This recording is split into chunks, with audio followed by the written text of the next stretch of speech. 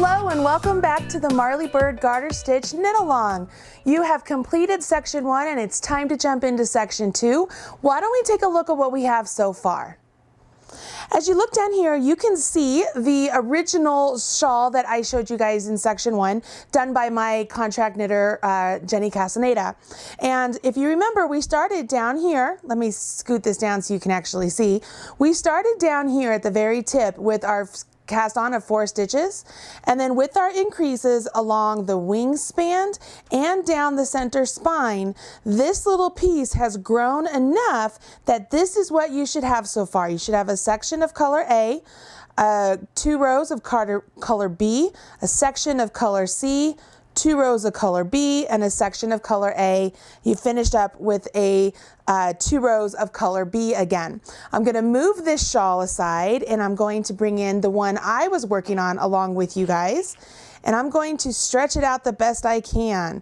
It is on my size 24 needles still, and I'm going to switch it over to my longer needles here in a minute, but I want you to see what's going on. How about I show you the right side first? If we look up here at the top, you can see this is where I began. Here is my stitch marker to signify the right side of my work. And then I increased every single row along my wingspan with knit front and backs. And I increased every other right side row down the center again with knit front and backs. And I knew when to increase as far as the placement because of my stitch markers. Remember, I have stitch markers in the center, and then I have stitch markers on the outside to remind me where to increase for that as well. So let's talk a little bit about the needles at this point. If you remember in the very introduction video, I talked to you guys about needing 2 sets of needles, and that if you could only get 1 set of needle, getting the longer ones was the most important. And this is the reason why. As you take a look at the shawl, as I'm working on the size 24 length needle, you can see that my stitches are really starting to get squished up. And I haven't even gotten to the point where I have so many stitches on the needle, right? I'm going to have over 300 stitches on the needle at one point. And this is only 155. So you can already see that this is going to get super squished. That's why it's so important that you have a longer needle, okay? I will say again that if this is all you can find of 24 inch, that's fine. You know, it is what it is. You'll make it work, but it's just so much easier and much more enjoyable to knit when your stitches aren't so squished together. So at this point in the pattern is where I'm going to suggest that we begin to start working on our longer needles as we move into section 2. And I'm going to show you how to do that now. Section 2 of the Garter Stitch Knit-Along is actually some stripes that are created with stockinette and garter stitch. So the entire shawl is not done with garter stitch. We do throw in some purling, and we do it in this section so that we create some stockinette in between some garter ridges, and then we will throw in some purling when we do the next section, but I'm not going to talk about that one yet. When we do this section, the reason I threw in a row of purling is, again, so that I get stockinette in between some garter ridges, and you're going to see that that's what's happening. Why don't I go ahead, I'm going to move this aside, and let's pull in that shawl once again that Jenny made. I'm going to put this up here, and let's take a look at the shawl. You can see here on the shawl that we finished off with this section right here. We finished off section 1 with these 2 rows using color B, and then we jump in using color C, and then we alternate 2 rows of color C, 2 rows of color A, 2 rows of color C, 2 rows of color A, 2 of C, 2 of A, 2 of C, 2 of A, 2 of C, and then it goes to 2 rows of color B. To me, in my mind, that makes this a mini section within the section. So this is like, okay, whew, that was one big, long kind of mini section repeat. And I'm gonna have a total of 3 of those. So there's 1, here's 2, and here's 3. So you have 3 mini sections within this one section. And quite honestly, those of you out there who are slower knitters, you're probably freaking out like, I'm never going to get all of that knitting and a row of purling done before the whole week is up. And I'm going to tell you that you absolutely can. And if you break it down to doing at least 9 rows a day, okay, 9 rows a day, you can absolutely complete this entire section by the time the next video comes out for section 3, okay? So 9 rows a day, wherever you can get them. Maybe it's an hour in the morning, you work over your lunchtime, and then you finish it up with whatever you can do at night, okay? So you can do this section. And if I break it down in my own head as mini sections within the section, that really helps me feel like I can really take a bite out of this that's actually chewable. Does that make sense? I really hope it does. So what we're going to do right now is I'm going to show you how to go ahead and jump in and start this stripe section, and we're going to change needles. It's not scary, it's really easy. So I'm going to move this out of the way. And I'm going to bring back in my sample that I've been working on. Now you can see here in the sample I've been working on, just like I taught you guys, I've been cutting my yarn at the end where it was time to do my color changes all the way along. Now what's really great is when we start to move on to this next section, you don't have to cut your yarn as often as you might think because we're changing colors every 2 rows. We're actually going to carry the yarn up along the side. So let me start off here by showing you how to go ahead and jump in and change needles. And then what I'm going to do is I'm going to pull in a smaller swatch to actually show you how to do all of the stitches on, okay? So right here I have my size 24 needles and I'm pulling in my longer needles. Now I am using 36 length needles. If you cannot find 36 length, but maybe you found 40 or 47, that's totally okay too. Anything that's longer, that's going to allow you to have more room for stitches. That's what you want at this point. Now, all I'm going to do is I'm going to pick up my work, putting it into my left hand, just like I normally would when I'm knitting, and I'm going to grab my next color. So my next color for this pattern is my color C. So I'm grabbing my color C, and like I told you guys before, I like to tie my new color around my old color. So I'm going to go ahead and do that, knowing that I will go back and untie this knot before I weave in my ends. I just like to have that there to really hold it steady and in place. So go ahead and I'm going to start off my pattern, but instead of holding the opposite end of this 24-inch needle, I'm holding the end of my 36-inch needle in my right hand because I'm going to knit off of this needle onto this needle, and we're going to follow the pattern. So I have the right side facing me. I'm on row 1, starting my stripes pattern. So I go ahead and I knit my first stitch, and let's knit that first stitch. Slip my marker. I'm gonna hold my yarn in my other hand since I know you guys like to see it over here. I have to remind myself of that. So I knit my first stitch, and now I have to do my knit front and back. And if you remember, that means we're going to go into the stitch just like we're knitting, yarn over our needle, come out the stitch, extend it, swivel, and come into the back leg of that same stitch, yarn over, come out, and off. Now I'm going to knit to within 1 stitch of my marker, do my knit front and back, slip my marker, knit 1, slip my marker, knit front and back, knit to 1 stitch before my marker, knit front and back, slip my marker, knit 1, right? This is very similar to what we have been doing all along, correct? No changes here. What the big thing to remember that we're doing right now is that we are moving our stitches from one needle to another needle so that we can get a different size. So by this point, you guys know how to knit. You know how to work your increases here at the beginning and in the center and at the end, okay? Because you've been doing that all through the first section. None of that changes in this section. You still maintain the knit front and back at the wingspan and the knit front and back down the center every other right side row. So that does not change. What changes in this section is actually the 1 row of purl. So let's go ahead and see how that is done. I'm going to move this out of the way. So what I've been working on, I'm going to move it out of the way. And in the essence or the interest, I guess, of time, I am bringing in just a little swatch that I have worked up and put some arbitrary marking points, and this, and I shouldn't say they're arbitrary. I put a marker at the beginning, at the end to signify the same stitches that are on the actual shawl, and I've put markers in the center so that we can signify that. That way I don't have to waste a lot of time working on that shawl to show you what I need to show you, okay? So this swatch right here represents the first row of the stripe pattern. That blue is my color C. So that's the first row of my stripe pattern completed. So when I turn my work and it's time for me to go ahead and do my row 2, I'm going to follow along in the pattern. Now, I do want to point out that as you have switched needles now, your shorter needle that is no longer in play, it no longer has stitches on it, go ahead and go store that away because you aren't going to use that again at this point. We're going to use that again at the very end of the pattern, okay? So just put it away. We're going to only work with your longer needle. So make sure you're grabbing the opposite end of the same needle that all of your stitches are on. So I'm on row 2 of the stripe pattern, and I'm going to go ahead and knit my first stitch, just like we've been doing.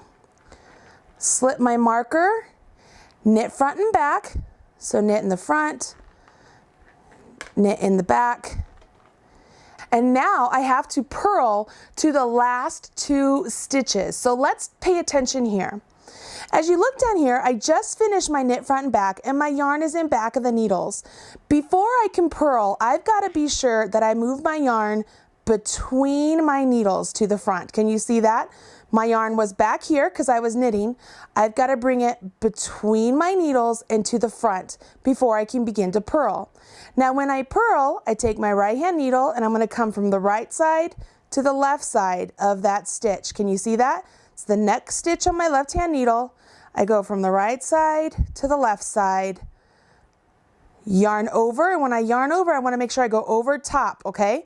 So I'm going to show you that one more time. I'm going to yarn over top of my needle.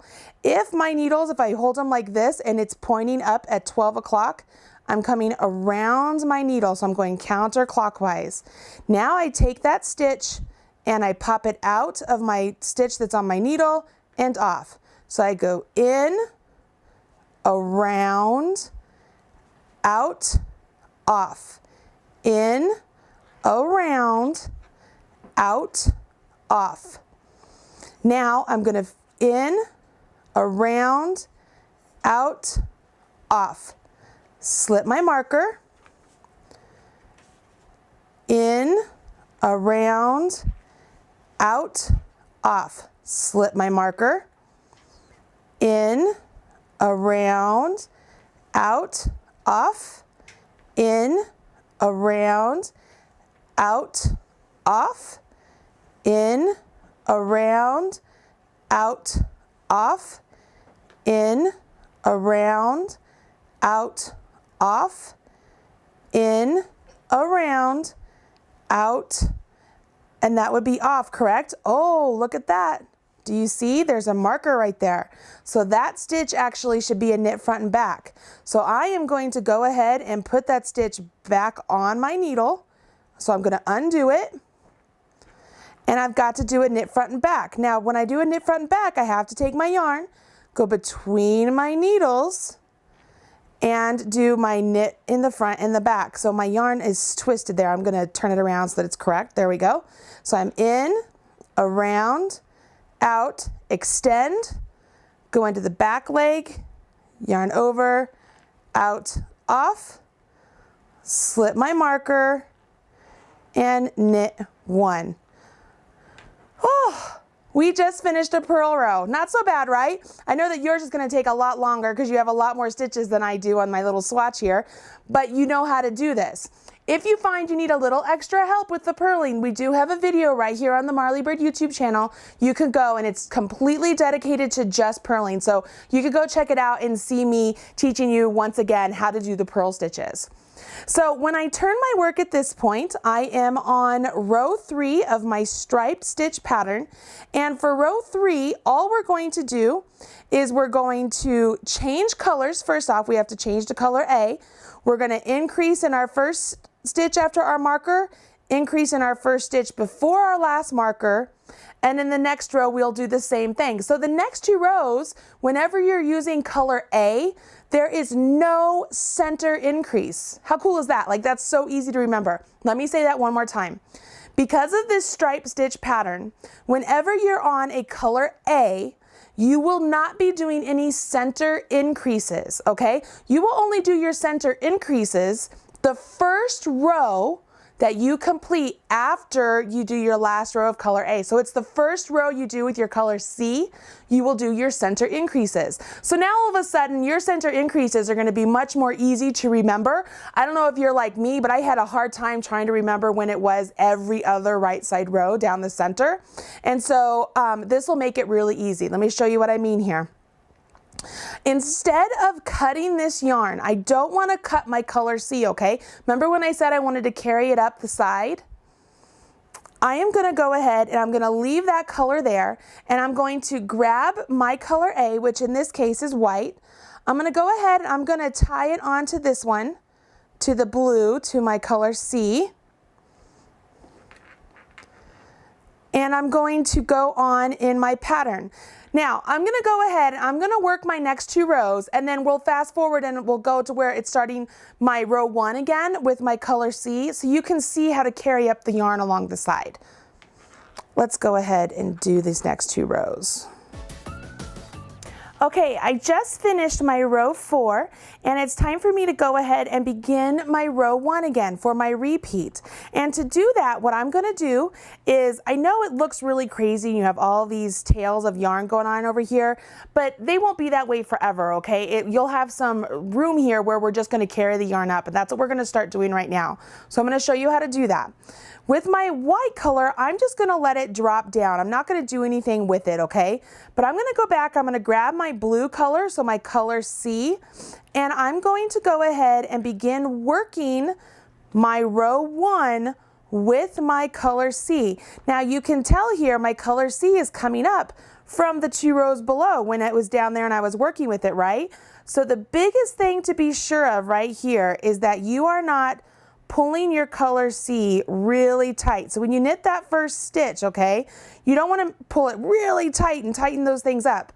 If you do that, that will make one side of your shawl a lot more tight than the other side. So you just want to make sure that it's a real comfortable, loose is probably not a good word for me to use, a comfortable stitch. You want to make sure it's not super tight, and you want to make sure it's not like crazy loose, because then you'll have loosey-goosey ends. You just want to have that comfortable balance there, okay? So you knit the first stitch, and I just carried the yarn up from the 2 rows below, and then I carry on in pattern.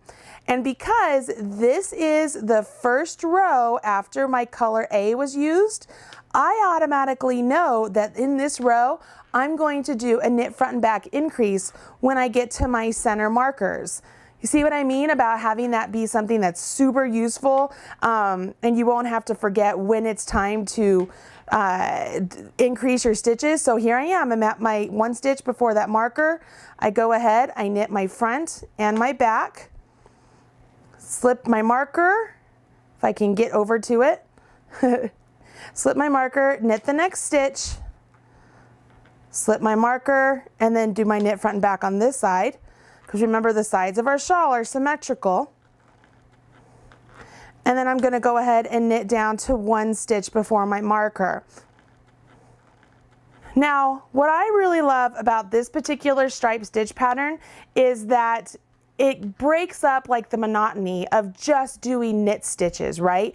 You get to go ahead and throw in that random purl row, and then we're also going to do our color changes every 2 rows. And so that makes things super easy. Coupling that with the fact that I get to carry up my yarn through the majority of this section, that makes me a happy camper. So let's take a look at what we have here. You can see that I have my increases. Let me move all these tails out of the way. All these tails, crazy.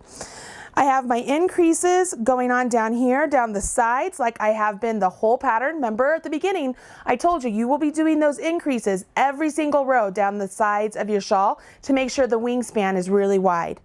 And then I just worked my knit front and back increase here at the center stitches. So my 2 markers there that are either side of center, I worked my increases right there because it was the first row I did, after my color change, which is always my row 1. I would do that center increase, but it's easy for me to remember that it's the first row after I do that color change. Now I'm going to bring in another shawl here I've been working on. I have so many shawls I've been working on just so I can show you what this section is going to look like when it's complete and all the tails are going on. Okay, so I'm going to talk to you a little bit about yarn management. Okay, so let's take a look at a shawl that I actually have in progress. Yes, I have 2 shawls in progress. I have the white and coral and turquoise color, and then I have this one, which is a light heather, charcoal, and berry. So let's take a look. As we take a look at this one, you can see I have my color changes and my yarn down here at the edge of section 1 where all the color changes happened. But then as I move into section 2, I only have the color cut off in these sections, okay? I don't have it cut off every 2 rows. Why is that? Well, the thing is, as you start working this section, you'll notice that, you know, color C, color A, color C, color A, color C, color A, color C, color A, color C, and then we go to color B, right? And then we go back to A, so C, A, B, A, and then we C, A, you know, so on and so forth. So what I did is I cut my yarn on the last color A before it had to go to color B, and then I rejoined when I had to go back to color A. Does that make sense? So having said that, my color C is carried along the side the whole way because it is still every 2 rows. The only one that is not every 2 rows is when I have to go from color A to color B, right? Because in between all of those, it's still color C. Color C gets a lot of play going on here. So when you are working along and you are trying to figure out when to cut your yarn or how to do your yarn management, I want to tell you, you want to cut your yarn when you're getting ready to change. So at the end of the stripe section, when it's time to switch to color B, you will cut color A, rejoin color B, and then cut color B and rejoin color A all the way down till it's time to change that up again. Okay, this whole section, once again, I can look at it on here. Yes, it's still on the needles. Like I said, it's a work in progress. I have 3 mini sections within this section. Okay, so that's how I did this. I did 3 mini sections within this section. That's the only way that I'm able to, once again, not bite off more than I can chew. I know that if I do 9 rows a day for those 7 days between the section releases, you will get this section done. Now, having said that, as the shawl becomes bigger and bigger, it is going to have more and more stitches. So those sections will take longer and longer. So if you find that you have a little bit of extra time one day to get more than 9 rows in, I encourage you to go ahead and get more than 9 rows in that day, because it might be that towards the end here, when you're in the third mini section, you don't have the full time to finish it, and you're so grateful that you took the chance to do more rows at the beginning. Am I making sense there? I sure hope I am. I'm really trying to help you guys out with maintaining with the cow. I also want to say that if you are going slower, say you're not done with section 1 yet, and you're just like, oh, I want to give up. I'm such a slow knitter. Don't give up, okay? There is still the Facebook group going on. We're all there to help you and encourage you along. And there's not a race with this, okay? You're okay. If you need to take a little bit more time to get through section 1, absolutely okay, all right? It's okay. Do this cowl at your own pace. I want it to be something that's relaxing and encouraging and exciting for you. It is not something that I want you to really be stressed about and have it be another big deadline on your plate, because Lord knows we have enough deadlines, okay? So this is your homework. Let's see here. First thing you're going to do is take a look down here at the sample shawl. You're going to transfer over to a longer needle if you have one. You'll begin working your first row of your stripe pattern. Your second row of the stripe pattern is where pearls are introduced. And once again, I showed you how to do a purl stitch. If you need more instructions for that, there is a link down in the video notes down below. You can go check that out and get more instructions on how to do purl if what I showed you here in the video was not enough. So that row 2 of the striped pattern is the only row that we do purls, because then the next 2 rows are garter stitch using color A, which we know how to do because that's what we just did on the whole first section. And then once you get past those 2 rows, it's time to switch back to your color C. And remember, that first row you do after you finish color A is when you do those increases down the center spine of your shawl. So now you don't have to worry about, am I on an increase row down the center? Am I not on an increase row down the center? You have a really great visual clue with the color changes here when that happens. I love that. I love it when things like that happen in the pattern. I hope you guys are really enjoying this knit along. I know that I am. The Facebook group is absolutely amazing. I love watching all of your shawl progress, you guys. The colors you chose are fantastic. Seeing how they're all coming together and the progress from section 1 is so inspiring. It makes me want to jump in and start even another shawl. I don't think I should. Maybe I should go ahead and start in for the next knit along, try and get that start planned out for you guys, right? Do me a favor, if you've watched this video and you've enjoyed it and liked the information, please hit that like button. As my kids say, smash that like button so that everybody knows that you enjoyed this video today. It's really important that you do that. And if you want to leave me a comment, I would love to hear that as well. Other than that, go ahead and finish this entire section, 9 rows a day, and you will be ready for the section for seed stitch. So it's the very last section.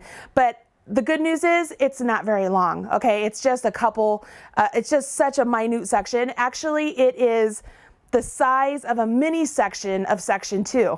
That's a whole lot of sections. I've said section a lot here. That's okay. So finish section 2. We will jump in and do section 3. After you finish section 2, you have completed more than half of this shawl. And so section 3 and the final attached I-cord bind off is going to be absolute cake. So this is the meat of it. This is the big chunk that you want to get through. So take your time. You can do this, I promise.